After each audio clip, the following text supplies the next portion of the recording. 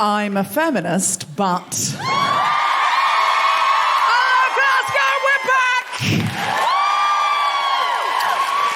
And I'm a feminist, but it's possible I went the full Karen in Glasgow next today. So what happened was, and I think you'll understand when I tell you, I had a new dress to wear for you, this is for you. However, I had not packed the right pants, and I had a real VPL situation, like serious VPL situation. Now, I know as a feminist, I shouldn't care. I'm a feminist and I wear pants, right? I'm a woman. If you can see my pants, what are you going to do? Judge me for wearing pants in a public place? I think most of us are wearing pants. Why do I have to hide that I wear pants? I have to hide that. Yeah. I have to. So I ran into Next and the man said, we're closing. And I was like, could I just have a pair of pants? And he went, that rack. So I ran over and I was shuffling through looking for pants that would A, fit me, and B, not leave me with, bulges and lace and stuff like this under this, frankly, shimmery dress. So I just grabbed any pant. He was like, we're closing the register. It's pants now or never.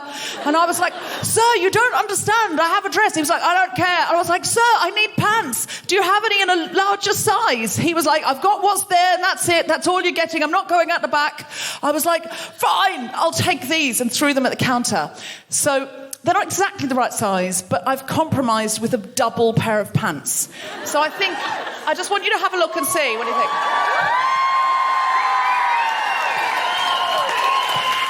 That's 2 pairs of pants for you. And Ella Fitzgerald, is her name Ella Fitzgerald? Hold on, that's a famous singer. Yeah. Is her name... Excuse me, I'm going to die. This is going to be a memorable show. What if I just died then? So memorable. Is it Ella in who sold me this dress? Yeah. Yay! She got in. Okay, I'm fine. Is your name really Ella Fitzgerald? Mackenzie. Oh, Mackenzie. Oh. Did I put down Fitzgerald? Oh, no. I put down 2 tickets for Ella Fitzgerald. She was so helpful. She was so helpful that I was like... And she said to me, oh, my God, I just want to say I'm a big fan of yours, and that's why I'm being so helpful. Normally, I'd ignore you. She didn't say that, was very heavily implied. And then I said, oh... And she said, I wanted to come tonight, but da-da-da-da. And I was like, no. I'm going to put... Because she'd helped me so much and for so long. I'm going to put 2 tickets on the door for you. And it's just as I said it out loud that I went, Ella Fitzgerald, she's a really famous singer, but also... dead, and definitely not the show tonight. How did you talk your way in, Ella? They said nothing here for Ella Mackenzie, but 2 tickets here for Ella Fitzgerald. And you went, that's me. Okay, great. All right. Well, anyway, thank you for the dress, and thank you to the man in Next who is not a fan of The Guilty Feminist and never will be now. I'm a feminist, but...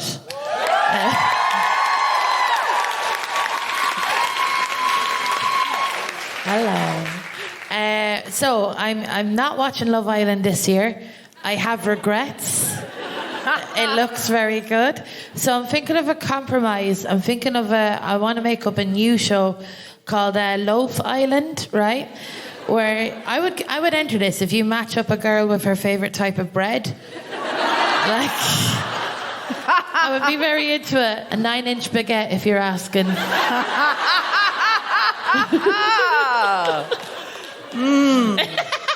A sliced sourdough. Oh. Make of that what you will. I'm a feminist, but... Hi, everyone. So, very grateful for Deborah. I've been on the whole tour. I've been on all the dates of this tour. And today's the last one for me. And I was thinking of what did I love the most about it? Was it working with amazing, powerful women? Was it the traveling? Was it the gigs? Was it getting to play in gorgeous theatres? And I think it's actually the constant stream of tiny hotel soaps. I don't know where my next fix will be now. Celya, you've been a joy and a wonder on this tour. Thank you so much for joining us for almost the whole tour. And our final night of the tour here in Glasgow. Yeah, we've saved the best for last. There is technically another date. There's another date, our 7th birthday show in London on the 1st of October at the Hammersmith Apollo, for which you should all come down, because we came up, so... I'm a feminist, but...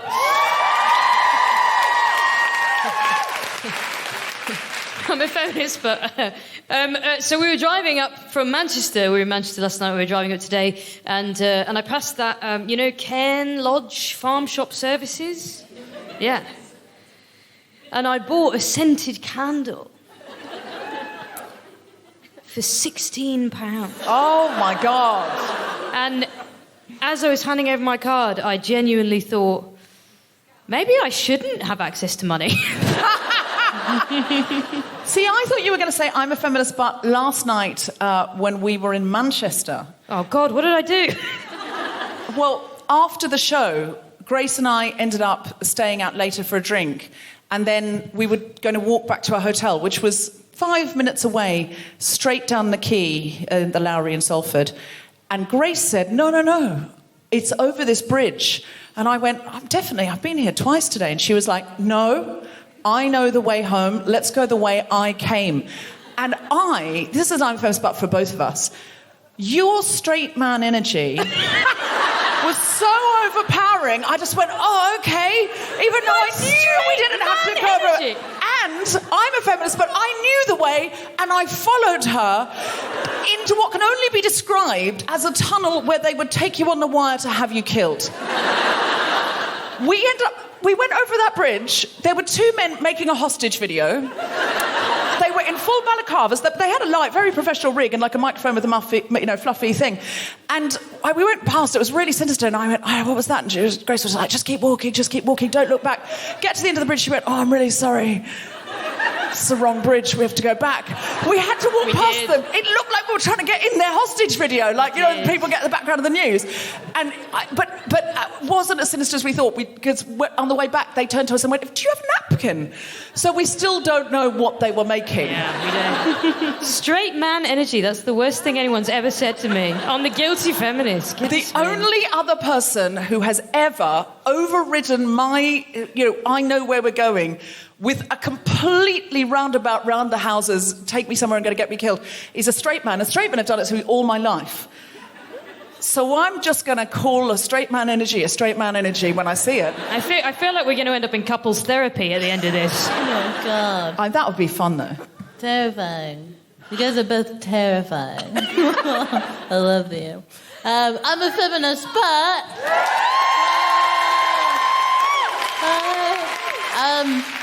Yeah, I'm like 80% more happy when there's a text message for a cutie in my phone. And like 80% more miserable when there's not. And you just think as like a grown woman in 2022, my happiness would not be based on dings in the phone, but it is. And having a crush is basically, I feel like I saw a tweet that was like, having a crush is a mental illness. And it is. It's basically one person oscillating from being like your favorite person in the world to the person you hate the most, like 1,000,000 times a day.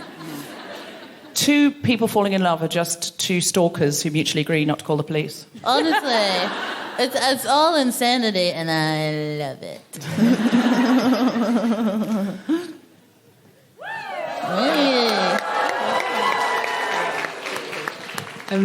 I'm a feminist, but... for the listeners at home, Josie has a baby. I'm a feminist, but baby. honestly, I feel very conflicted about this kind of shit. It feels showy. It feels like the sort of thing that alpha maniacs do. Don't like it. I want to be... Hang on. I'm a feminist, but I refuse to allow my mother to work. And I refuse to allow her any time without me.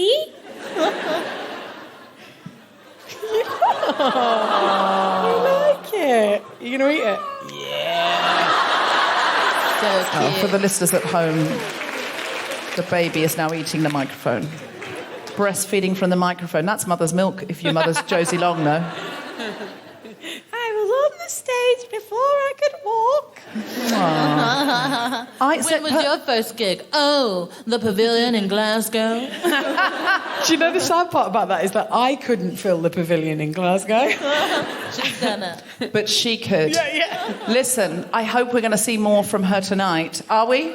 Listen, there's no option. I didn't want to bring the baby, but she won't take a bottle and she won't be put down by anyone other than me. It's a nightmare! She doesn't think women should have careers.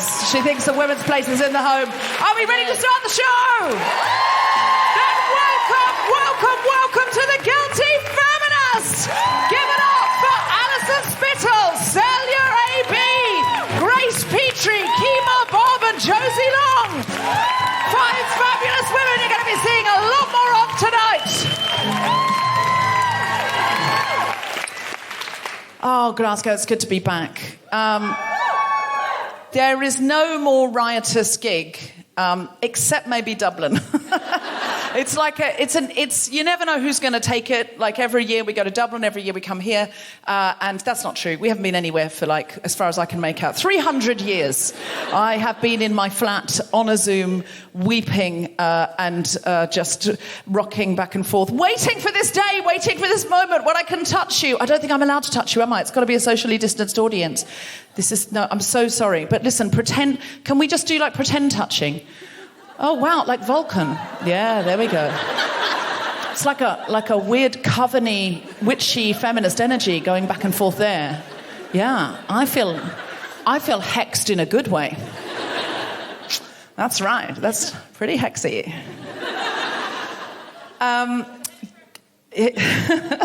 Give us a cheer if you listen to The Guilty Feminist. Give us a cheer if you don't know what you're at. Wow. Those cheers are normally less certain and less feminist, but not on this occasion. The people are like, we don't listen and we don't want to. But interestingly, while your friend could not get you to listen, she could get you to come all the way across Glasgow to watch, which is fascinating. Now, tell me what this relationship is, because it's fascinating. Old friend. Are you really here to drink? That's very much the vibe I'm getting. It's her birthday. Oh, what's your name? Siobhan. And are you from Glasgow? No, but you live here. Interesting. Not from here, but lives here. Are you not allowed to say you're from Glasgow unless you were born in Glasgow? Because in London, if you live in London, you're from London, nobody questions it.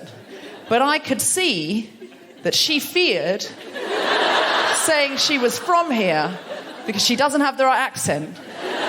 She was like, no, I will never say I'm from here. Even if I live to be 100 and my ashes are scattered all over John Lewis. I will never say I'm from here. Where are you from? You're from Liverpool. Some of them like that, others are silent. Others are just like, but still England. Yeah, it's a cheeky working class part of England. We hear that, we see why you've come, but it's still England. Yeah, wait till you go independent. The refugees at the border. Yeah. I mean, will I be allowed to come at that point? Yeah, okay, thank you.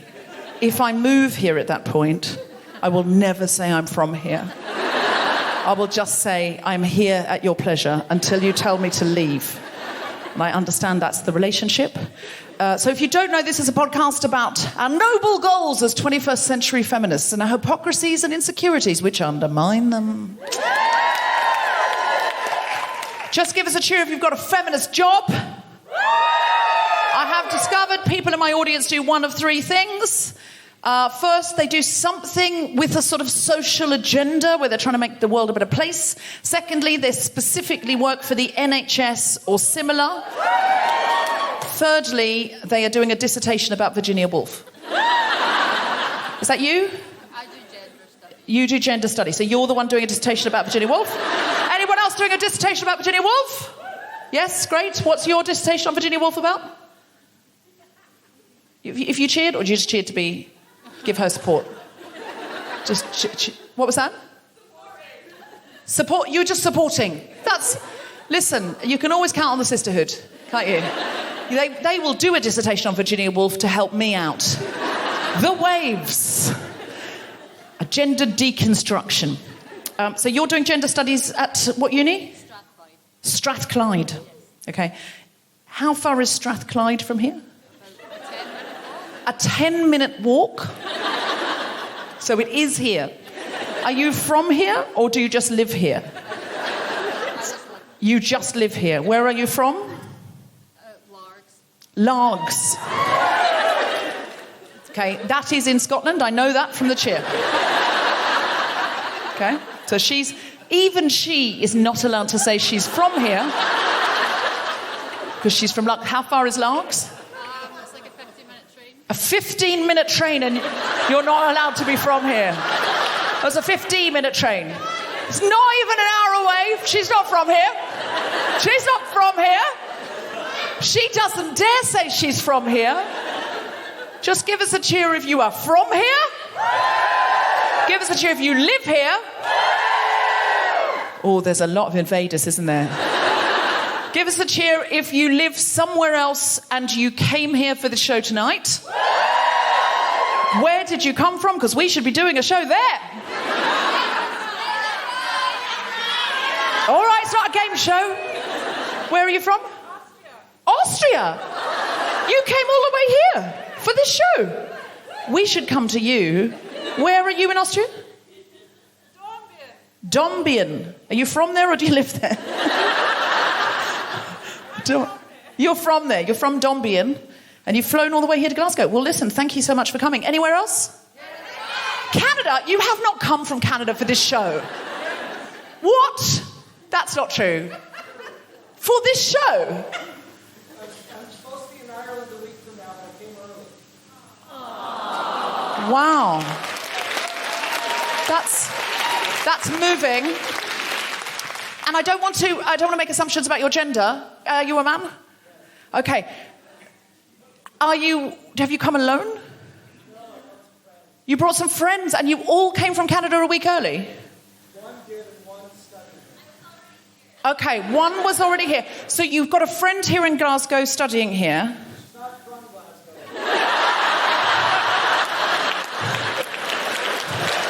She just lives here. She lives here. She's not from here.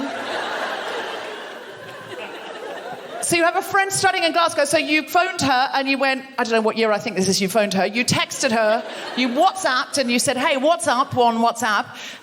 What if I were to come early and we were to go to see The Guilty Feminist together? And here you all are. Have I got that right? 100%. Amazing. Where in Canada are you from? Ottawa. We're coming to Canada at the end of year. I'm sorry to tell you that now. It's not announced yet, but I think we're going to go to Toronto, and we had an amazing time in Toronto last time. How far is Ottawa from Toronto? 300 kilometers. So not a 10-minute walk. Just shout out if you have a job where you feel mostly what you do is serve the patriarchy. Okay, you sound very happy about that. What's your patriarchy-serving job? Boo? Oh, you mean you're just booing the concept of it? I see. Again, you can always count on the sisterhood. They give us what we need. Anyone got a patriarchy-serving job they'd like to tell us about? What's yours? Sustainability? That feels like that's undermining the patriarchy. The patriarchy is not famous for not liking sustainability. Patriarchy is all about how much money can I make by Friday? It's a what, sorry? Oh, there's lots of men in STEM. Well, I think that's a feminist thing, that if you're going in and working in STEM and helping STEM be more sustainable, or working on this is a woman working for sustainability in STEM going, it's not feminist enough. Let me confess my sins. The standards are too high. So what, Canadian man, what's your name? Gavin, what do you do for a living? You teach at a college. What do you teach? Mathematics. Did you say, yeah, patriarchal? See, he doesn't feel bad about himself. He's like, I've got to make a living. I'm taking a job from a woman, but I'm making up for it. I'm making up for it by flying an incredible amount of hours, undermining the environment entirely, to see my friend here. We'll go to a feminist show, written it off. That's his version of a feminist neutral adventure. Gavin, we're delighted you've joined us. Thank you so much. Are we ready for our first comedian of the night? We're going to have a fantastic night of comedy, conversation and music. Our first comedian is a guilty feminist regular. She is one of our favourite co-hosts. She really got me through the pandemic because she was one of the people that Zoom co-hosted with me more than anyone else when I was not coping. I mean, you should have seen my VPL then. I didn't wear pants for months. Hello, Guilty Feminists. It's Jessica Regan here from Big Speeches. Well, as the price of everything is going up, we have decided to lower our prices to make this training as accessible as possible.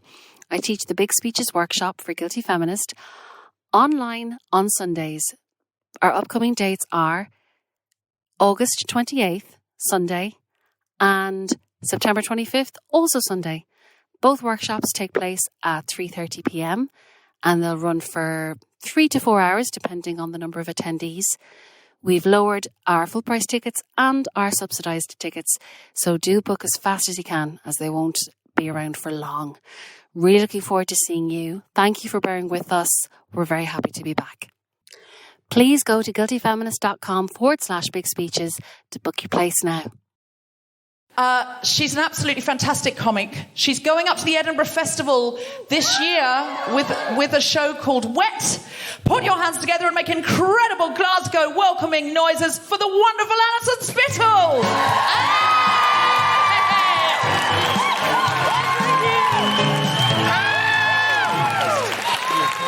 Hello! Oh, Glasgow, that's amazing. Give me a shout here who's on long-term contraception. Do it again. I'm judging. You're enthusiastic, but I'd say like a quarter of you. Would I be right? Yeah, Glasgow, 3/4 of you not on long-term contraception. What are we? A big pull-out city, are we, huh? Let Jesus take care of it. He can't be there for everything. I've a weird relationship with contraception. It all started when I got a pregnancy scare. The way I got a pregnancy scare is, I'll tell you how. I paid attention to my menstrual cycle. Before that, when I didn't know what was happening, I was living very happy in ignorance. Like, you know what I mean? Like, my period was like a college friend. That was like, hey, fancy seeing you again, you know? Nice. I have a friend called Fern. She's a comedian, right? And she's amazing. She's really good. She's so successful now that she's turned from a friend to someone that I asked her for life advice and stuff like that, you know? Because she's got a mortgage and stuff like that. And once I was asking her, I was like, how have you changed your life, like, recently? Like, what changes have you made? And she said to me, Alison, have you been tracking your periods lately? And I was like, what? She said, there's a period tracker app. And I looked at her and I was like, I don't know how this is going to help me get a mortgage, but feck it, I'll give it a go. So I got the iCal app. It's a little app that you have on your phone. It's got a cat on it because women love cats. And it's very strange. It feels like it feels a lot like a Catholic confession in a way. Because I'm just talking to this cat, like, you know, going, dear cat, it's been 2 weeks since my last period. And the cat will look at me and go on, my child, you know. 4 Hail Marys. I don't know, like, I'm ex-Catholic, no longer Catholic. I'm also mentally ill. I don't know if they're connected, but I feel like they could be. I don't know, like, sometimes I get a thought in my head and, like, I'll think something and then I have to stop myself and I'm like, Alison, stop. Now, is this mental illness or is this residual Catholicism? Like, I can't tell the difference. I can't. But I still love a candle, do you know, like, can't take that away from me in that respect. So with this app anyway, I hadn't had a period for about 3 months. And the cat was looking concerned at this point. I was like scratching at the screen going, please get yourself tested. So I decided I was going to get myself tested. I bought myself the Clear Blue digital pregnancy test. I really didn't want to be pregnant, so I thought if I spent as much money as possible on the pregnancy test, it would somehow help me get the result that I wanted. I was going to financially invest in this, right? And the Clear Blue digital is a beautiful piece of equipment. Have you ever seen it? It's incredible. It'll tell you like how pregnant you are. It's got curves in all the right places. It's the Maserati of pregnancy tests, right? It's that beautiful that I apologized to it before pissing on it, right? That's how beautiful this pregnancy test was. So I'll tell you what was happening anyway. I was pissing on this pregnancy test. I was having a cry. I had all my candles lit around me, right? Going, please, no, please. I was having a good cry. I was giving it all the moisture I could give, you know, giving it everything. And it's weird, you never see pregnancy test ads where it's just a woman crying, go, God, no, please, please. Like, I think that's the thing we should campaign for next. We've got rid of the blue liquid. Now let's get tears, like, in our adverts. So I'm crying and I'm pissing and I'm thinking to myself, I'm thinking about how incredible it is, all of the engineering hours that have gone into this pregnancy test, you know, and I'm thinking I could improve it somehow. How I would improve this pregnancy test is I'd put a little soundboard in with like 2 speakers, right? And I've looked it up, the technology is there, like it would fit in this. I haven't patented it yet, so please don't. But what I would do is when you're pissing on it, for the soundboard to go click and then the speakers to start. And when you're pissing, it goes om nom nom nom nom nom nom nom nom nom yum yum yum yum yum yum yum yum yum yum yum. And then when you're finished pissing, it just goes I'll be brilliant, wouldn't it? Oh man, I'd be laughing. If you can laugh while having your pregnancy test, right? You're going to be okay if whatever result comes out. You're going to be fine. And that's what it will break the tension. Guys, you've been so lovely tonight. I've had a blast. I hope I don't know why I'm finishing it like this. Like, it's very weird. I've finished it weirdly. I have. I finished it in a way that, not like sometimes when I have sex, which is very abruptly. And then I'll go, I'm just going to turn around and you can finish yourself off, okay? I'm gonna chill. So have a lovely night, everybody. Best of luck. Bye.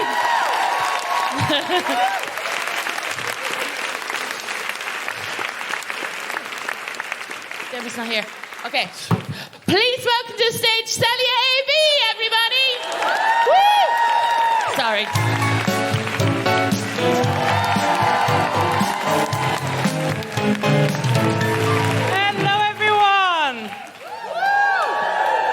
We're going to do this again. Hello, everyone! Here we go. My name is Celya AB and I'm from Paris. But I also moved from Paris to Birmingham willingly. Oops. A lot of people wonder, why would you move from Paris to Birmingham? And it's very simple. Because on day one, I saw the funniest thing I've seen in my entire life at New Street Station. It was a really drunk man. He was scooched over, singing, "She's electric," to a vending machine.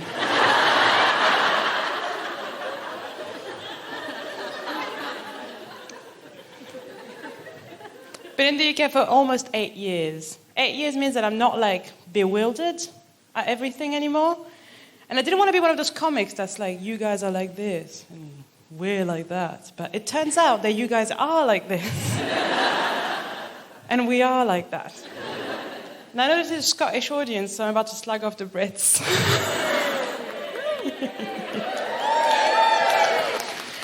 There's no nice way of saying that, right? That before I moved to England, I was so fascinated with like the culture, the music, the films, the sitcom, comedy, everything around it. And when I moved there, I was expecting everyone to be friendly. Boy, was I wrong. There's no way of saying this. The Brits think about the French way more than we think about them. It's like so much more. Because when I moved there, it seemed that everything I did was instantly seen as like French and arrogant. Once I said the word croissant properly, everyone lost their mind. They couldn't deal with it. What I'm fascinated with is the fact that they went from invading the entire world to saying things like, sorry, can I squeeze past?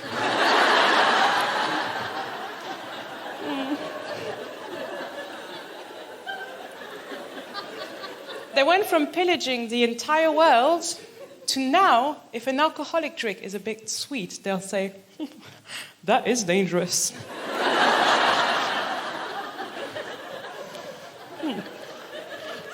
Dangerous.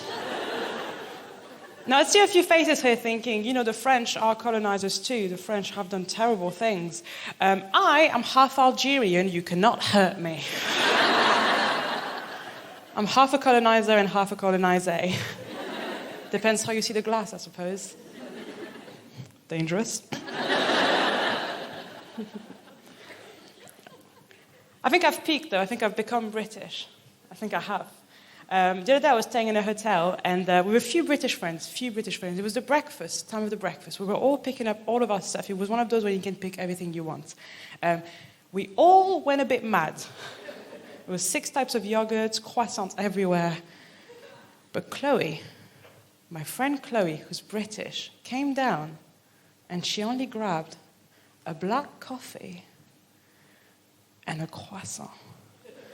And then I went, bonjour.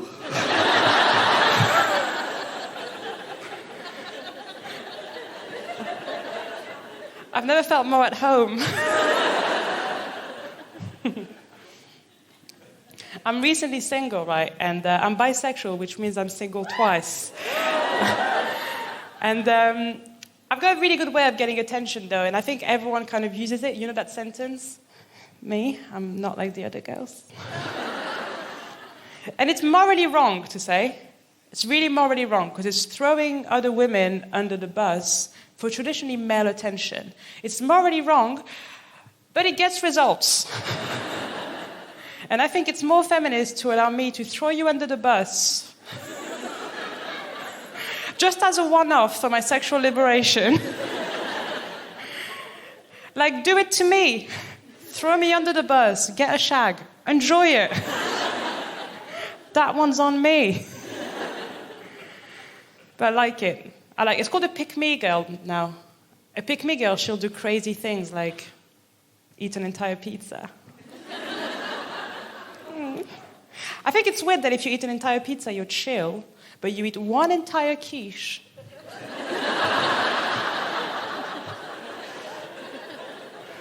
And then your whole life, you're quiche lady.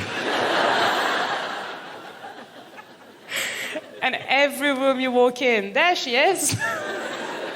Lorraine.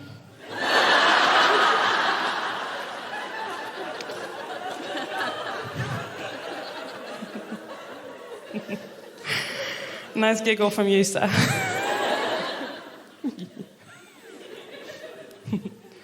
I think I've only got 1 minute left. Do you guys like impressions? Yeah? Okay, you're lucky I've got one. First of all, I think I've gone too polite. I think I have. I think British politeness is fake, and I've gone too far the other way. Like, I've ended my will with, honestly, no worries if not.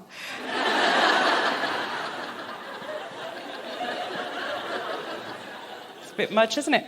But this is my impression of a British person I've observed. You ready?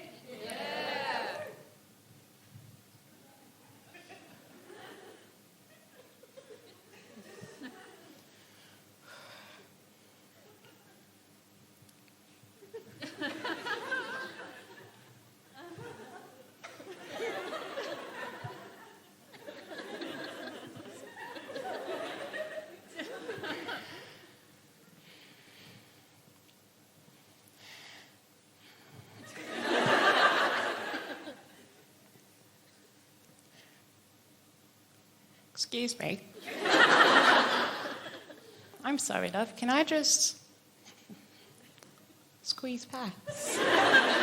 That was a British person being born.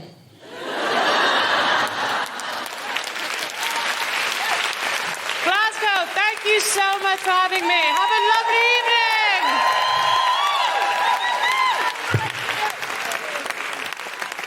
Celya AB, everybody. You've got to go and see her show at the Edinburgh Festival. It's called Swim. So there's wet and there's swim. Those are easy to remember. Anyone here doing a show at the Edinburgh Festival? Yes? What's your show? It's called Head Girl. What's it about?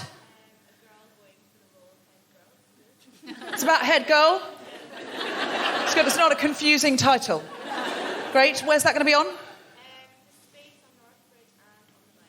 Okay, so look out for Swim, Wet, and Head Girl. Did you write it? You did. You wrote it. Phil, you should be more proud of it. Yeah.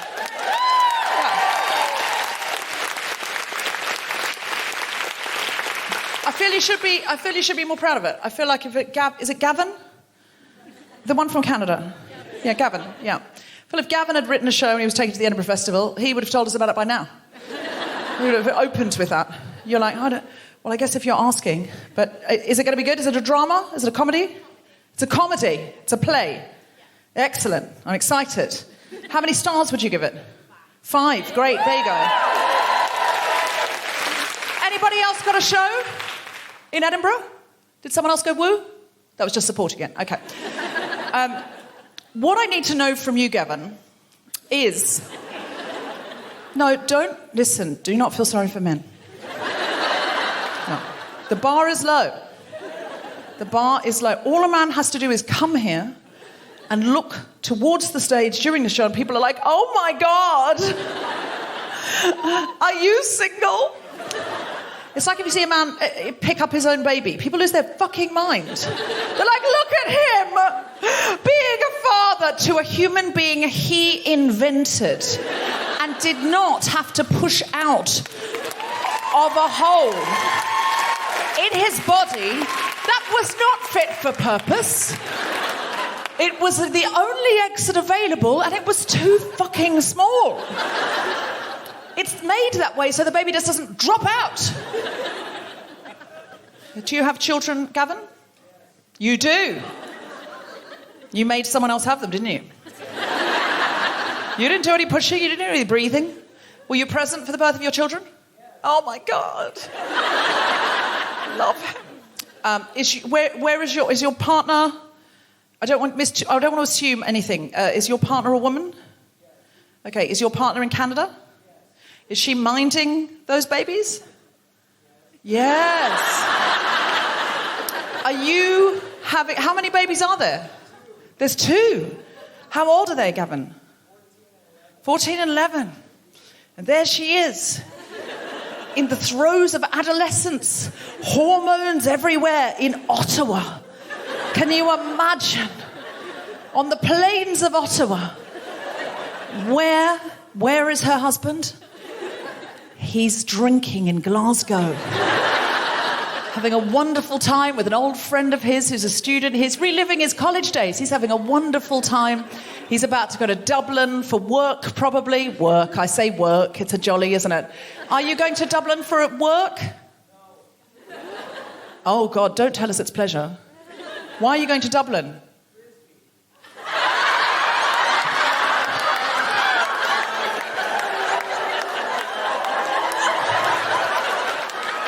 If you're listening at home, Gavin said frisbee.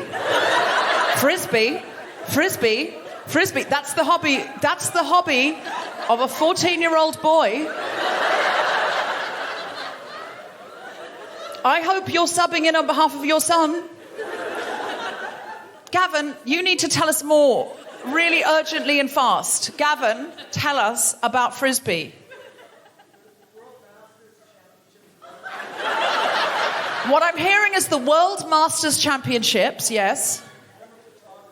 You're a photographer. You're a photographer.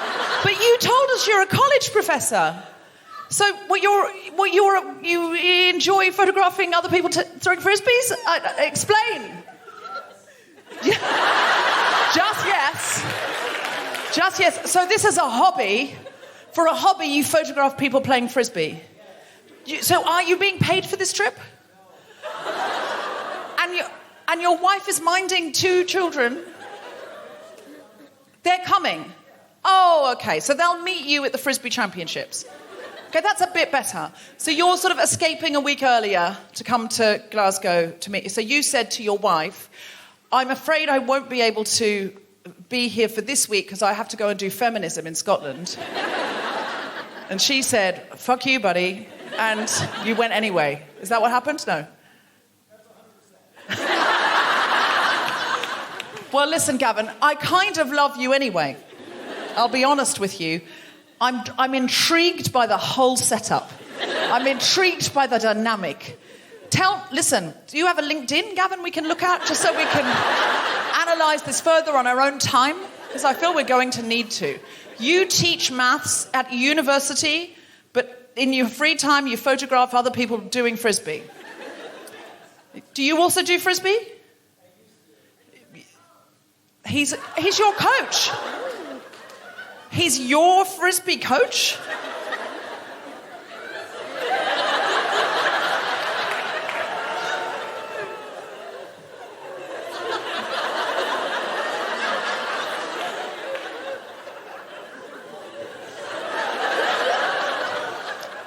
We're not going to make any assumptions because we're feminists. We're feminists. And I see in my peripheral vision that my tour manager is also intrigued by this story, but telling me, wind it the fuck up.